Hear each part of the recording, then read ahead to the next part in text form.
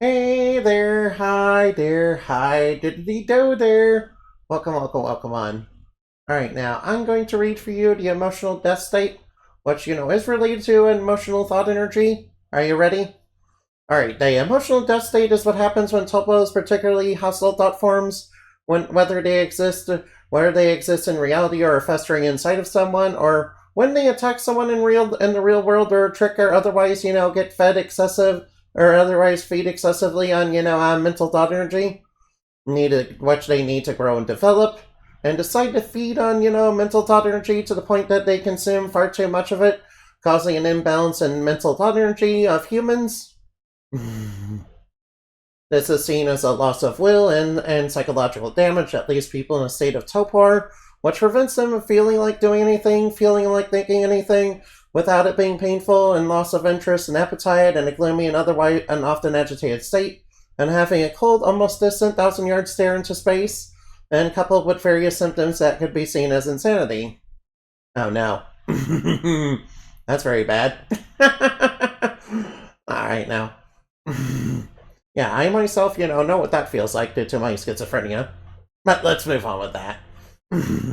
While tulpas do need mental thought energy to grow stronger and evolve their arts and their skills as well as their mediums of true arts for true arts. Some of them cause this because they decide the best way to get stronger was by attacking and feeding on humans in various ways to drain them of it and get stronger faster at the expense of others. Which is why more peaceful thought forms and their descendants, along with humans, often try to stop this activity and try to obtain mental thought energy by more peaceful and less destructive means, such as inspiring such feelings or helping it to grow in people, such as working towards peace, or through art and stories, or by helping them develop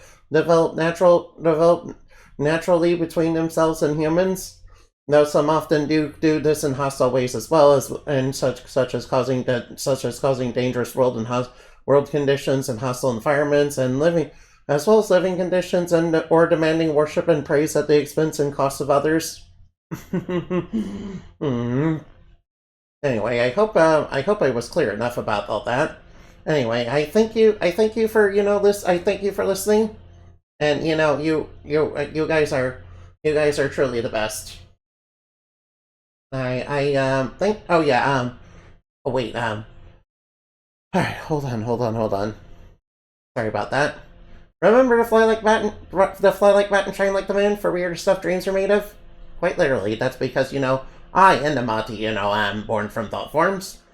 In fact, you know how I got here.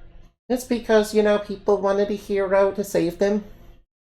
Yeah, due to your hidden desires and all the oppression you face, which is what spawns heroes into reality, such as me.